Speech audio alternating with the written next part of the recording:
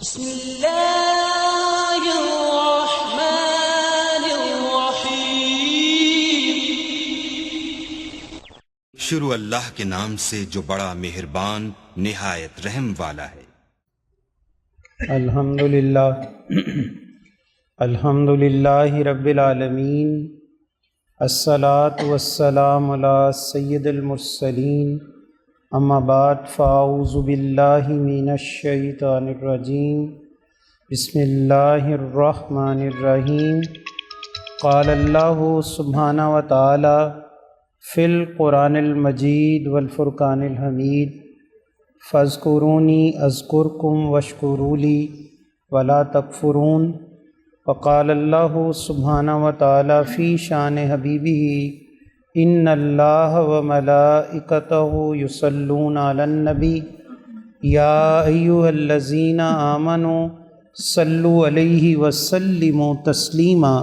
درود پاک پڑھیں۔ اللہم صلی علی سیدنا و مولانا محمد وعلی آلہ وصحبہ سیدنا و مولانا محمد وبارک وسلم وصلوا علیہ۔ اللہ رب العزت کا احسان عظیم، اس پاک ذات نے ایک مرتبہ پھر ہمیں اپنے گھر میں بیٹھ کے اپنا ذکر کرنے، شکر کرنے، اپنے محبوب علیہ الصلاۃ والسلام کی شریعت مطہرہ کا علم سیکھنے سکھانے کی توفیق بخشی ہے۔ دعا ہے رب لم یزل سے کہ وہ پاک ذات اس علمی، روحانی، فکری نشست میں ہمارا بیٹھنا قبول و منظور فرمائے۔ جو علم دین ہم یہاں سیکھیں اس کو سمجھنے کی، اس پہ عمل کرنے کی اور آگے پہنچانے کی توفیق عطا فرمائے، آمین ثم آمین۔ انشاءاللہ مختصر وقت میں دو تین ایسی چیزیں جن کے بابت ہم آج کل معاشرے میں، بالخصوص میڈیا میں اور روز مرہ کی جو محافل ہیں اس میں بھی ہم ان باتوں کو سنتے ہیں اور ان پر ایسے ایسے اعتراضات اٹھائے جاتے ہیں یا ایسے ایسے نکات اس سے نکالے جاتے ہیں جو صریحاً کفر کے زمرے میں بندے کو داخل کر دیتا ہے۔ وہ تین چیزیں، وہ تین درجات ہیں جن کے بارے میں انشاءاللہ ہم مختصر پڑھیں گے اور اس کے بارے میں آپ لوگ پہلے سے بھی جانتے ہیں، لیکن اس نشست کے بعد انشاءاللہ ہم شریعت کے اعتبار سے کما حقہ اس کی پوری تعریف کو سمجھیں گے اور اس سے کئی مسائل کو ہم از خود انشاءاللہ آگے سے حل کر سکتے ہیں۔ اس میں پہلی چیز ہے معجزہ۔ یہ وہ ٹرمنالوجی یا اصطلاح ہے جو قرآن کریم نے بھی اپنے نبی علیہ الصلاۃ والسلام کے لیے اور دیگر انبیاء کے لیے استعمال کی، حدیث پاک میں استعمال ہوئی، اور فقہا نے، مفسرین نے، محدثین نے پورے کے پورے باب معجزات انبیاء پر باندھے۔ مثال طور پر ہم اگر آدم علیہ السلام سے شروع کریں تو سیدنا آدم علیہ السلام پہلے انسان بھی ہیں اور پہلے نبی بھی ہیں، ہمارے بابا آدم ہیں، ہمارے جد امجد ہیں جن سے نسل انسانی چلی اور چلتے چلتے آج ہم ان کے توسل سے اس دنیا کے اندر موجود ہیں۔ اور یہ پہلا معجزہ تھا کہ اللہ سبحانہ و تعالیٰ نے آپ کو زمین پر اتارا، جنت سے زمین پر اتارا، یہ ایک معجزہ ہے۔ اور یہ معجزہ ہونے کے بعد آپ سے اللہ تعالیٰ نے نسل انسانی کو آگے بڑھایا اور آپ کی پسلی سے کس ذات کو پیدا کیا؟ حضرت اماں حوا کو۔ اسی طرح بے شمار اور انبیاء کے معجزے ہیں، جیسے موسیٰ علیہ السلام ہیں تو کلیم اللہ ہیں، اللہ سے کلام کرتے ہیں، یہ ایک معجزہ ہے۔ ہر انسان کلام نہیں کر سکتا، اللہ سے گفتگو نہیں کر سکتا۔ موسیٰ علیہ السلام کے پاس معجزہ کیا تھا کہ وہ اللہ سے ہم کلام ہوتے تھے، حالانکہ موسیٰ علیہ السلام کی زبان میں لکنت تھی۔ کیا تھی؟ لکنت تھی۔ آپ اس طرح بولتے تھے کہ جیسے زبان میں اٹکاؤ یا رکاوٹ ہو۔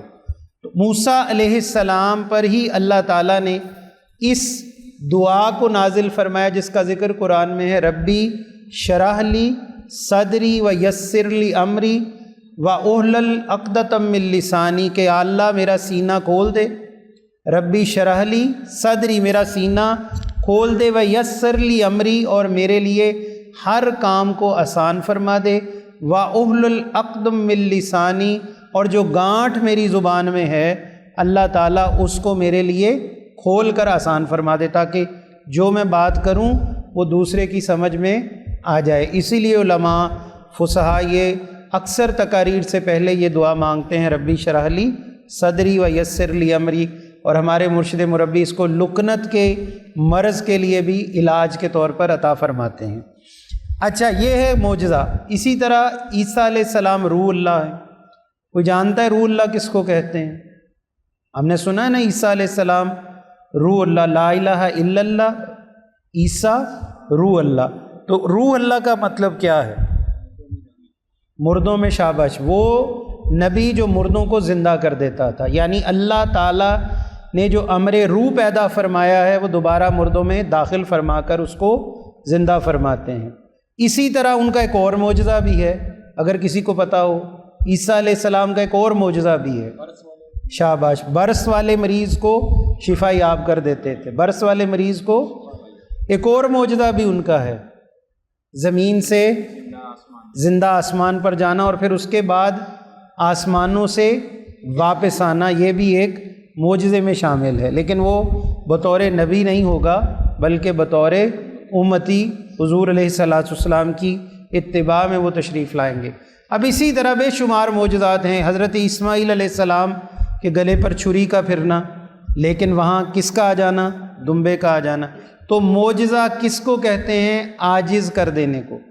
صاحب اعجاز جو شخص ہے وہ معجزہ دکھاتا ہے، یعنی انبیاء، اور معجزے کا مطلب ہے عاجز کر دینا۔ کیا کر دینا؟ عاجز، یعنی عقل وہاں بالکل فارغ ہو جاتی، سمجھ نہیں آتا ہوا کیا ہے۔ تو انبیاء معجزہ اللہ کے حکم سے پیش کرتے ہیں۔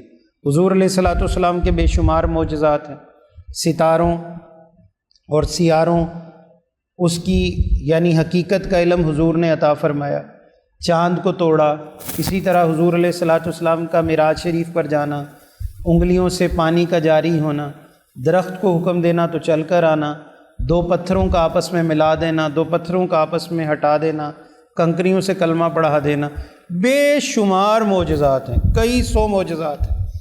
ایسی بکری جو بھی گابن نہیں ہوئی، حاملہ ہی نہیں ہوئی، اس کے تھنوں سے دودھ کا جاری کر دینا، یہ اتنا بڑا معجزہ تھا کہ جس کے بارے میں کبھی عربوں نے گمان ہی نہیں کیا تھا کہ ایسا ممکنات ہی نہیں ہے۔ یہ فطرت کے اصول میں نہیں ہے کہ ایک بکری جو ابھی حاملہ بھی نہ ہو اور اللہ کے حکم سے حضور ہاتھ پھیریں اور وہ دودھ پیش کرے اور اس کے تھنوں سے اللہ دودھ جاری فرمائے۔ اسی طرح نبی علیہ الصلوۃ والسلام کا نور نبوت گلیوں میں جب سے گزرتے تھے تو رات کو گلیاں روشن ہو جاتی تھیں، حضور کی خوشبو سے پتہ چلتا تھا، پتھر ایک ایک کنکر گواہی دیتا تھا کہ یہاں سے حضور علیہ الصلوۃ والسلام گزرے ہیں۔ اسی طرح نبی علیہ الصلوۃ والسلام بے شمار معجزات ہیں۔ اب معجزات کے حوالے سے کچھ لوگ اس کا انکار کر دیتے ہیں، جزوی یا کلی۔ جو شخص انبیاء کے معجزے کا انکار کرے گا وہ مطلقاً کافر ہے، وہ مطلقاً کافر ہے، اس کے ایمان میں اب کوئی، اس کی بربادی میں کوئی شک نہیں رہ گیا کہ جو معجزات انبیاء کا انکار کرے یا براہ راست حضور علیہ الصلوۃ والسلام کے معجزات کا انکار کرے، اس کے انکار کے بعد اس کو دوبارہ تجدید ایمان کرنا پڑے گا، توبہ کرے گا، کلمہ پڑھے گا، تائب ہوگا، اور آئندہ کے لیے اگر یہ عمل اس نے دوبارہ کیا تو پھر مرتد ہے، پھر اس کو مارا جائے گا۔ اسی طرح بے شمار لوگ ہیں جو حضور علیہ الصلوۃ والسلام کے معراج کے واقعے پر یا دیگر معجزات پر بڑے سوال اٹھاتے ہیں۔ کوئی کہتا ہے یہ خواب تھا، کہ حضور تو خواب میں ہی یہ معراج پر گئے، معجزہ نہیں ہوا۔ تو یہ جہالت کی انتہا ہے کہ معجزہ اللہ کے حکم سے ہوتا ہے۔ جو معجزے پر معترض ہے وہ اللہ تعالیٰ کی قدرت پر یا اللہ تعالیٰ کے نظام پر یا اللہ تعالیٰ کی حکمت اور اللہ کی طاقت پر وہ سیدھا سیدھا اعتراض اٹھاتا ہے۔ اس لیے انبیاء اپنی ذات سے معجزہ پیش نہیں کرتے بلکہ اللہ تعالیٰ کے حکم اور ان کی طاقت سے وہ معجزہ پیش فرماتے ہیں۔ پہلی بات۔ اسی طرح دوسری چیز معجزے کے بعد ہے کرامت. کیا ہے؟ کرامت. اب آپ نے کئی جگہ سنا ہوگا، پنجاب میں تو یہ جہالت بہت زیادہ ہے، ہم نے یہ سنی ہے کہ یہ بی بی فاطمہ کا معجزہ، یہ 12 بیویوں کا معجزہ پڑھیں گے، آج محفل رکھی جاتی ہے. تو معجزہ کس کا ہوتا ہے؟ صرف انبیاء کا، صحابہ، اہل بیت، اولیاء. ان سے کوئی چیز بھی خلاف عقل یا خرق عقل واقع ہوگی تو وہ کیا ہوگی؟ کرامت ہوگی. وہ کیا ہوگی؟ کرامت ہوگی. جیسے مثال کے طور پر عام شخص سے بھی کرامت مسلمان سے واقع ہو سکتی ہے، ضروری نہیں کہ وہ ولایت کے اعلیٰ درجے پر ہو. ایک مومن، عام مومن بھی جو ہے، اللہ تعالیٰ چاہے تو اس کے ہاتھ میں کرامت پیدا ہو جاتی ہے. مثال کے طور پر وہ ایک چیز کہتا ہے، اللہ ویسے کر دیتا ہے، اور وہ اس لیے نہیں کہتا کہ وہ کوئی نجومی ہے، دعوے دار ہے، بلکہ صدق کے دل سے وہ کوئی بات کرتا ہے اور اللہ تعالیٰ اس کی بات میں اپنی طاقت کو شامل کر دیتا ہے. یہ ایک عام مسلمان ہے. ایک عام مسلمان استاد ہے، وہ بچے کو پڑھاتا ہے، وہ بچہ جاہل ہوتا ہے، کچھ دنوں کے بعد وہ بچہ علم پا جاتا ہے. یہ بھی کرامت ہے کہ اس کے پاس اللہ نے یہ طاقت دی کہ اس نے دوسرے کو علم سکھایا. اسی طرح جو اولیاء یا صاحبان اہل نظر یا صاحبان سلاسل ہوتے ہیں، یا پھر صحابہ کرام ہیں، اہل بیت اطہار ہیں، تابعین ہیں، یا پھر کوئی بھی صاحب نسبت ہے، اس سے جو عمل ہوگا وہ کیا ہوگا؟ جو عقل کے خلاف ہوگا اس کو کیا کہا جائے گا؟ کرامت کہا جائے گا. اب ایک بڑی آج کل سوشل میڈیا پر یہ جو آج موضوع چنا گیا تھا، وہ اس لیے چنا گیا تھا کہ آج کل ایک سوشل میڈیا پر کرامت وار چل رہی ہے، کرامت کے حوالے سے ایک جنگ چل رہی ہے.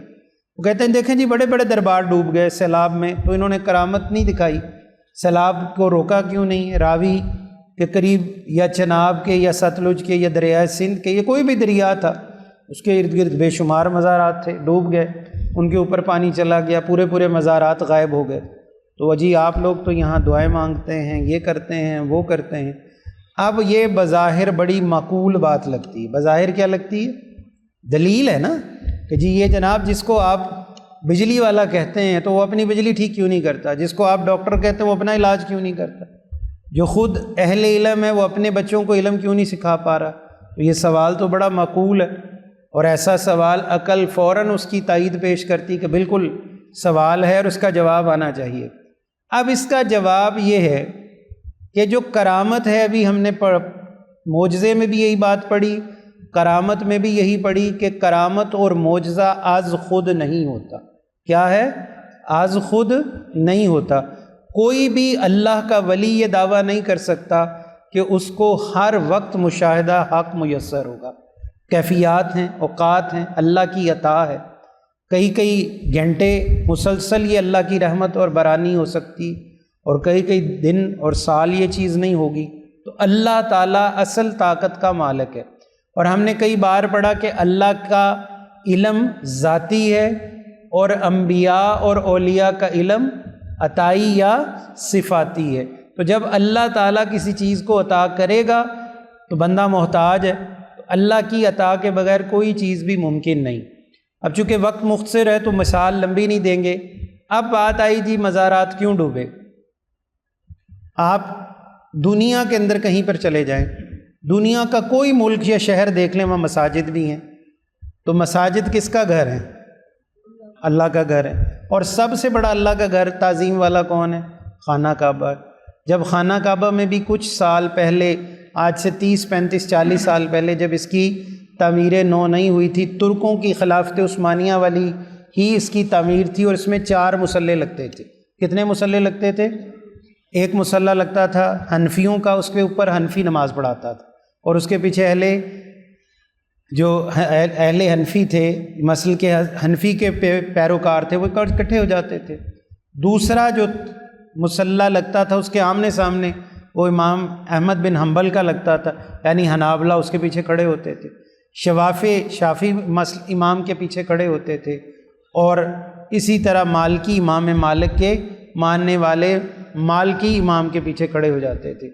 اب اس میں سوال یہ تھا کہ یہ جب تک 4 مصلے رہے تو ان 4 مصلوں کا دور بھی لوگوں نے دیکھا، اور اس زمانے میں وہ تصاویر آج نیٹ پر بھی موجود ہے اور آپ کہیں سے بھی لے سکتے ہیں۔ اس دور میں خانہ کعبہ بہت گہرا تھا، گہرا تو آج بھی اسی جگہ پہ ہے، لیکن اس زمانے میں اس کی گہرائی بہت زیادہ تھی، اور یہ پہاڑوں کے درمیان ہے۔ اس کے پہاڑ جو ارد گرد کے اونچے ہیں، اور خانہ کعبہ کم از کم جو ہے وہ 200 سے 300 میٹر نیچے ہے۔ کتنا ہے؟ 200 سے 300 میٹر۔ جو لوگ وہاں گئے ہیں وہ اس چیز کو سمجھتے ہیں کہ ان کو کافی نیچے آ کے سیڑھیوں کے پھر وہ مطاف میں داخل ہوتے ہیں۔ آج بھی جب اوپر کے علاقوں سے چلتے ہیں، جہاں سے شارع ابراہیم خلیل اللہ شروع ہوتی ہے، یا یہ قبرستان معلیٰ شروع ہوتا ہے، اور اسی طرح اور جو جگہیں ہیں، یا جبل عمر کا علاقہ ہے، یہ بہت اونچا ہے، اور خانہ کعبہ ان سے بہت زیادہ نیچے ہے۔ کیوں جی؟ ایسے ہی ہے بھائی۔ تو 200 سے 300 میٹر کم از کم، یہ کم از 500 700 600 فٹ جگہ زمین کے نچلے طرف تھی، اور یہاں جب بارش ہو جاتی تھی تو کئی دن طواف ممکن نہیں ہوتا تھا، کئی دن طواف ممکن نہیں ہوتا تھا۔ کچھ لوگ تیر کے کرتے تھے، کچھ لوگ تیر کے طواف کرتے تھے، اور کچھ لوگ پھر پہاڑیوں کے اوپر سے چلے جاتے تھے، تو پہاڑوں کے ارد گرد وہ طواف کر لیتے تھے۔ تو اندر مطاف پورے کا پورا پانی سے، اور ایک وقت ایسا آیا کہ خانہ کعبہ کی چھت پر بھی پانی جا کے لگ گیا، اتنا پانی آیا، اور اس سے خانہ کعبہ کی تعمیر کو بہت نقصان ہوا، اس میں بہت ساری چیزیں خراب بھی ہوئیں۔ تو اللہ تعالیٰ کا جو فضل اور کرم ہے، خانہ کعبہ سے بڑھ کر کہیں ہو سکتا؟ تو اللہ کی جو حکمت ہے اس کے اندر ہم یہ سوال نہیں کر سکتے کہ اگر اللہ طاقت کا مالک ہے تو یہ پانی یہاں کیوں آیا؟ یعنی یہ ہر وقت مشاہدہ حق کسی کو نہیں حاصل ہو سکتا سوائے اللہ تعالیٰ کے نبی علیہ السلام کے، جو ہمہ تن اللہ تعالیٰ کے فضل اور اللہ کے کرم سے نور و نور ہوتے ہیں۔ سمجھ گئے؟ انبیاء جو ہیں وہ ہمہ تن مشاہدہ حق کرتے ہیں، لیکن اولیاء کو ہر وقت مشاہدہ حق میسر نہیں ہوتا۔ تو دوسری چیز ہے کرامت۔ کرامت بھی اسی وقت ممکن ہے جب اللہ چاہے اور اللہ کے نبی علیہ السلام کی کرم نوازی ہو، اور وہ کسی ولی صادق سے، ولی کامل سے، یا عام مسلمان سے بھی اللہ تعالیٰ کے دین کی ترویج کے لیے کوئی کام لیں تو اس کو کرامت کہتے ہیں۔ اب تیسری چیز، ایک اور چیز بھی ہے، اس کو کہتے ہیں استدراج۔ اس کو کیا کہتے ہیں؟ کوئی جانتا ہے استدراج کس کو کہتے ہیں؟ آپ نے دیکھا ہوگا کہ بہت سارے عیسائی، یہودی ایسے کام کر رہے ہیں جو مسلمان نہیں کر سکتے۔ کر سکتے ہیں؟ نہیں کر سکتے۔ مثال کے طور پر وہ چاند پہ جا رہے ہیں، ہم ابھی تک نہیں جا سکتے، ہمارے پاس وہ ٹیکنالوجی نہیں۔ اس کو استدراج کہتے ہیں۔ کیا کہتے ہیں؟ استدراج۔ ایسا خلاف عقل کام جو غیر مسلم کر جائے، ایسا جادو منتر ٹونا وہ کرتا ہے اور چیزیں ہوا میں اڑنا شروع ہو جاتی، تو اس کو کیا کہتے ہیں؟ وہ ایک کرامت نہیں ہے۔ اب اس کو کیا کہتے ہیں؟ استدراج۔ یعنی کوئی بندہ اتنی اپنے کام میں محنت کر لیتا ہے کہ اس میں اتنی وہ درجہ پا جاتا ہے کہ وہ کافر بھی ہے، یہودی ہے، ہندو ہے، عیسائی، مشرک ہے، کوئی بھی ہے، تو اس سے وہ خلاف عقل کام لیتا ہے اور خلاف عقل کام دکھاتا ہے، تو اس کو ہم کیا کہیں گے؟ استدراج۔ تو 3 چیزیں واضح ہو گئیں۔ معجزہ نبی کے لیے مخصوص ہے، کرامت اہل بیت اطہار، صحابہ کرام، تابعین، اولیاء، صالحین، یہ کرامت ان سے منسوب ہے، اور عام صالح مومن بھی، عام جو مومن ہے۔ اور اس کے بعد استدراج کافر یا کوئی بھی مشرک جس کو اپنے کام میں اتنی مہارت حاصل ہو جائے کہ وہ خلاف عقل کام کر دے، جیسے ابھی موبائل ہے، اس کی ٹیکنالوجی بے شمار ملکوں کے پاس نہیں ہے۔ ٹیکنالوجی سے مراد ہے کہ ہم اس کو بنانا چاہیں تو فوراً نہیں بنا سکتے، ہمیں بہت ساری چیزیں لینی پڑیں گی، مستعار لے کر ہم بنائیں گے۔ ہم سمجھ تو گئے یہ ایک مشین ہے، لیکن یہ استدراج کی ایک زندہ مثال ہے کہ بغیر تار، بغیر جناب کوئی رابطہ، بغیر کوئی چیز نظر آئے، ہماری آواز دنیا کے سیکنڈز کے اندر کہاں سے کہاں پہنچ جاتی ہے، اور ہم ہر وقت رابطے میں اور ہر وقت ہمیں دیکھا یا سنا جا سکتا ہے۔ یہ ممکنات ہے، یہ استدراج ہے جو کفر نے کیا اور ہم اس سے سہولت سے فائدہ اٹھا رہے ہیں۔ لیکن ایک ایسا استدراج جیسے کسی بت میں سے آواز آنی شروع ہو جائے، یا کوئی مندر ہے، یا کوئی گرجا گھر ہے، یا کوئی عبادت گاہ ہے عیسائیوں، یہودیوں، کافروں کی، وہاں سے کوئی ایسی خلاف عقل چیز نظر آئے تو اس سے متاثر نہیں ہونا، بلکہ اس کے بارے میں ہمارا عقیدہ کیا ہوگا کہ یہ استدراج ہے، یعنی کوئی بندہ کافر ہو کر ہمیں اس طرح مجبور نہیں کر سکتا کہ ہم اس کی اس حرکت سے جو عقل جس کو نہیں سمجھ پا رہی اس کے تابع ہو جائیں، بلکہ ہم کہیں گے یہ کافر ہے اور اس کے پاس کوئی طاقت نہیں سوائے استدراج کے جو اس نے اپنی مہارت سے حاصل کر لی۔ اور اصل کرامت تو اولیاء کاملین یا اللہ کے صالحین یا صحابہ کرام اہل بیت حضور کے گھر والے ان کو عطا کی گئی۔ اور پھر اسی طرح کرامت اور استدراج میں بنیادی بات ہی ایمان کا ہونا یا نہ ہونا ہے، یعنی کرامت کے لیے شرط ہے ایمان کا ہونا، اور جب ایمان نہیں ہے تو کوئی بھی غیر معمولی واقعہ ہم اس کو کیا کہیں گے؟ استدراج کہیں گے۔ کیا کہیں گے؟ استدراج کہیں گے۔ تو اس حوالے سے ہمیں کوئی دنیا میں گمراہ کرنا چاہے کہ اب یہ اولیاء یہ کیوں نہیں کر رہے، بابا فرید یہ کیوں نہیں کر رہے، فلاں، تو ان کو جواب دیا جائے کہ جب اللہ چاہے گا، اللہ کے بندے محتاج ہیں، اللہ طاقتوں کا مالک ہے۔ ہم اللہ کے بندوں کو اس چیز کا مالک نہیں سمجھتے کہ وہ اپنی مرضی سے یہ کر سکتے ہیں، وہ اللہ کی عطا اور اللہ کے اذن اور حکم سے یہ کریں گے، اللہ کی عطا اور اذن اور حکم سے کریں گے۔ اس پر ہم نے کئی دفعہ ایک واقعہ بھی آپ کو سنایا، وہ واقعہ آپ نے اس ضمن میں اگر سمجھ لیں، سنا تو پہلے بھی ہے، سمجھ لیں تو سمجھ آ جائے گی بات، کہ ایک عیسائی ایک عالم کے پاس چلا گیا، بہت بڑے عالم تھے انڈیا کے، بہت بڑے عالم تھے، حضرت سراج الدین ترمذی رحمۃ اللہ، ان کے پاس گیا اور جا کے کہنے لگا کہ تم جو یہ 10 محرم کو اتنا روتے ہو، پریشان ہوتے ہو، پیٹتے ہو، تو جب تمہارے نبی کی اولاد کو تمہارا رب نہیں بچا سکا تو پھر تمہارے نبی اور کیا کر سکتے ہیں، یا تمہارا رب اور کیا کر سکتا ہے؟ انہوں نے کہا نہیں، ہمارے نبی پاک گئے تھے 10 محرم کو گئے تھے، لیکن اللہ تو خود رو رہا تھا۔ رب فرماتا ہے میں نے اپنے بیٹے کو یہودیوں کے ہاتھ سے نہیں بچا سکا، یعنی عیسیٰ علیہ السلام کو، تو تمہارے نواسے کو میں کیسے بچاتا؟ وہ سمجھ گیا، بات سمجھ میں آ گئی کہ ہر کام اللہ تعالیٰ کی حکمت کے ساتھ ہوتا ہے۔ یہ حکیمانہ جواب تھا اور بڑا ہی منطقی جواب تھا، کہ ایسا نہیں ہے کہ ہر جگہ اللہ پہنچ کے کہے کہ ہاں اب یہ بندہ مر رہا ہے تو میں اس کو مرنے نہیں دوں گا، یہ بندہ ہار رہا ہے تو میں ہارنے نہیں دوں گا۔ یہ رب کی شان نہیں ہے، اور اگر اللہ چاہے تو اللہ کر سکتا ہے، اللہ چاہے تو اللہ، کیونکہ حضور علیہ الصلاۃ والسلام بدر میں فاتح ہوئے، احد میں مسلمان ہار گئے، تبوک میں جیتے، اور کئی سریہ یا غزوات میں شکست ہوئی، اور اسی طرح انبیاء اور رسل جتنے بھی ہیں ان کے معجزات یا ان کی توجہ نہ رکھیں، ان کی جو ان کے معجزات ہیں وہ بھی اللہ تعالیٰ کے فضل اور کرم سے ہیں، اللہ تعالیٰ کے فضل اور کرم کے محتاج ہیں۔ انہوں نے کبھی نہیں کہا کہ میں یہ معجزہ دکھاتا ہوں، بلکہ وہ فرماتے ہیں اللہ نے مجھے یہ معجزہ عطا فرمایا۔ جیسے کلیم اللہ تھے تو اللہ سے کلام کرتے تھے، وہ یہ کب کہتے تھے کہ میں کر سکتا ہوں؟ وہ فرماتے تھے اللہ نے مجھے کلیم اللہ بنایا، اسی لیے اللہ نے انہیں رسل اور انبیاء میں شامل کیا۔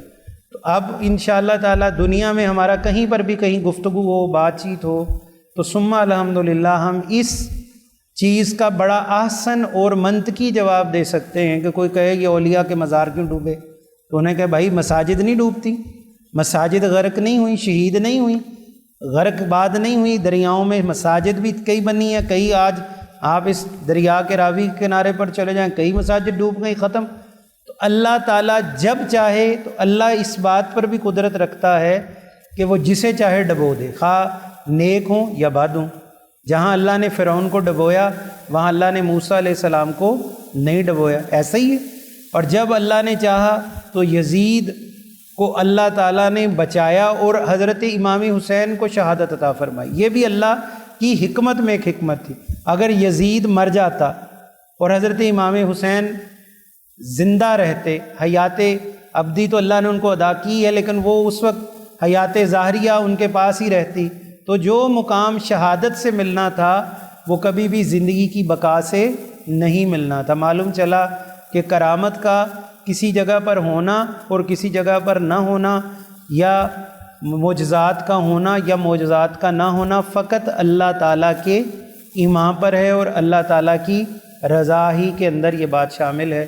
اللہ رب العزت ہمیں اس نشست کی برکت سے ان معاملات کو سمجھنے کی اور اپنے عقیدے اور اپنے ایمان کو بچانے کی اللہ تعالی ہمیں توفیق عطا فرمائے، اور جتنے لوگ اس وقت بد عقیدہ یہ باتیں کر رہے ہیں اللہ تعالیٰ ان کے حال پر رحمت فرمائے، انہیں ہدایت عطا فرمائے، اور اللہ رب کریم ہمیں ہدایت کی بات دوسروں تک پہنچانے کی توفیق عطا فرمائے۔ استدراج درجے سے نکلا ہے، استدراج یعنی ایسی چیز جو کوئی بھی شخص ایمان نہ ہونے کے باوجود بھی کمال کے درجے پہ پہنچ جائے۔ کمال کے درجے پر بہت سارے لوگ پہنچے ہوئے۔ نیتن یاہو اس وقت کیسے کمال کے درجے پہ پوری انگلی پہ دنیا کو نچا رہا ہے، استدراج ہے نا۔ ٹرمپ نچا رہا ہے، استدراج۔ چائنا نچا رہا ہے، چائنا کیا کیا کر رہا ہے، 10 روپے میں وہ چیز بنا کے دے رہا جو ہم 1000 روپے میں بھی نہیں ممکن، وہ 10 روپے میں یا 20 روپے میں بنا کے آپ کو مارکیٹ میں۔ یہ استدراج ہے، اس کو استدراج کہتے ہیں، اور کوئی استدراج کا مطلب نہیں ہے۔ کوئی الٹا لٹک لے، کوئی اڑ لے، یہ بھی استدراج ہی ہے۔ وہ مکینیکلی اڑ لے یا کوئی بھی چیز تو ہے تو کسی نہ کسی چیز کا وہ محتاج ہی نا۔ تو اللہ سبحانہ و تعالیٰ نے جس قرآن نے کہا لیس الانسان الا ما سعی، ہر بندے کے لیے وہی کچھ ہے جس کی وہ کوشش کرتا ہے، جس کی کوشش کرتا ہے وہ پا لیتا ہے، جو نہیں کرے گا وہ نہیں پائے گا۔ ایک بندہ چاہتا ہے کہ میں انجینئر بنوں، وہ بن جاتا ہے۔ ایک بندہ چاہتا ہے میں پروفیسر بنوں، ڈاکٹر بنوں، میں رائٹر بنوں، میں شاعر بنوں۔ تو جو جس چیز کی تمنا کرے گا وہ اس کی محنت کرے گا، اللہ اس کو وہ دے دیتا ہے۔ اسی طرح استدراج سوائے اس کے کچھ نہیں ہے کہ اتنا ہی علم کی انتہا کہ ایمان نہ ہونے کے باوجود بھی آپ کی عقل کو وہ حیرت زدہ کر دے، اس کو استدراج کہتے ہیں۔ بس آسان نہیں تھا ہی جواب۔ نہیں، ایمان والے سے تو کرامت۔ ایمان والا اگر کوئی چیز بھی کرے گا اور وہ اسی صورت میں ہی کرے گا کہ وہ خلاف عقل چیز بھی شریعت کی طرف، یہ بھی سمجھ لیں، یہ نہیں ہے کہ وہ تندور سے آگ آپ کو نکال کے جلا دے، ایسا نہیں ہے۔ اہل ایمان کی کرامت مثبت معنوں میں ہے یا کفر کے خلاف ہے، وہ ایمان والوں کے خلاف نہیں ہوتی۔ جیسے ہم کہتے ہیں حضرت سیدنا غوث العظم جیلانی رحمۃ اللہ تعالیٰ نے ایک ڈوبی ہوئی کشتی کو نکال لیا۔ آج دنیا کے اندر ٹائٹینک جب ڈوبا ہوا نکلا تو کیوں نہیں لوگ اس پہ بولتے؟ ٹائٹینک سے کتنی چیزیں نکلی ہیں۔ جب اللہ تعالیٰ کا ایک بندہ، صالح بندہ جب چاہے اور اللہ کی طاقت اس کے ساتھ شامل ہو جائے تو ایسا کرنا ممکنات میں ہے، لیکن اس پر بحث کرنا جہالت برائے جہالت، کیونکہ کرامت ہوتی ہی عقل کے خلاف ہے، اس کی کوئی دلیل نہیں سوائے اس کے کہ یا آپ اس کو اگر نہیں مان سکتے یا نہیں آپ کا دل چاہ رہا تو اس پر آپ کو کوئی اللہ تعالیٰ نہیں پکڑ کرے گا کہ آپ نے میرے فلاں ولی کی کرامت۔ صرف انبیاء کے معجزات پر جو قرآن اور سنت سے ثابت ہیں ان پر ہمارا ایمان رکھنا ہمارے ایمان کی دلیل ہے۔ اس کے علاوہ کوئی کرامت ہے ہماری سمجھ میں نہیں آتی، اس کا انکار نہ کریں۔ جیسے قرآن کہتا ہے ولا نصدق ولا نکذب، ایسے ہی ہے نا کہ نہ ہم اس کی تصدیق کریں گے نہ ہم اس کی تکذیب کریں گے۔ کہ کئی لوگ ایسے انبیاء گزرے، جیسے لوگ کہتے ہیں حضرت لقمان علیہ السلام اللہ کے نبی ہیں، لیکن بہت سارے علماء کہتے ہیں لقمان اللہ کے نبی نہیں ہیں، ولی ہیں۔ تو قرآن نے ایک فارمولہ دے دیا ولا نصدق ولا نکذب، نہ تم تصدیق کرو کیونکہ اگر تمہارے پاس ذرائع نہیں ہے تو تصدیق بھی نہ کرو، اور اگر وہ ذرائع نہیں ہیں، تصدیق نہیں ہو رہی تو تکذیب بھی نہ کرو، خاموش ہو جاؤ۔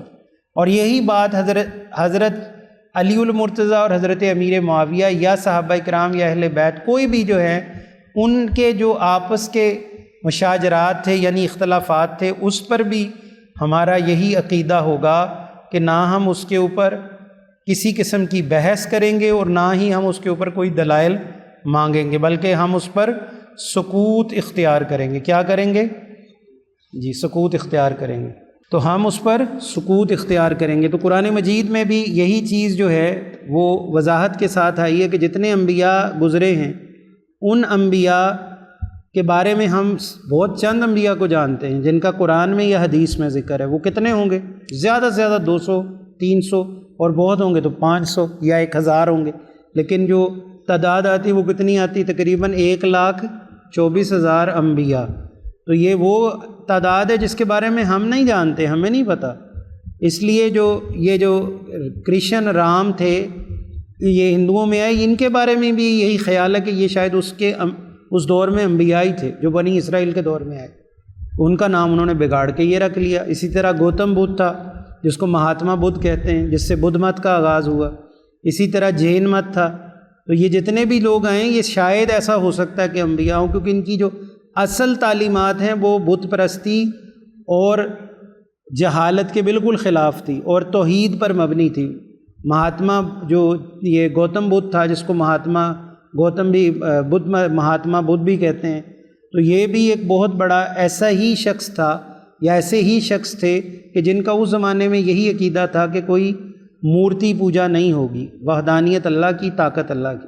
لیکن بعد میں بگڑتے بگڑتے وہ مذہب بگڑ گئے، لہٰذا نہ ہم اس کی تصدیق کر رہے ہیں نہ ہم اس کی تکذیب کر رہے ہیں۔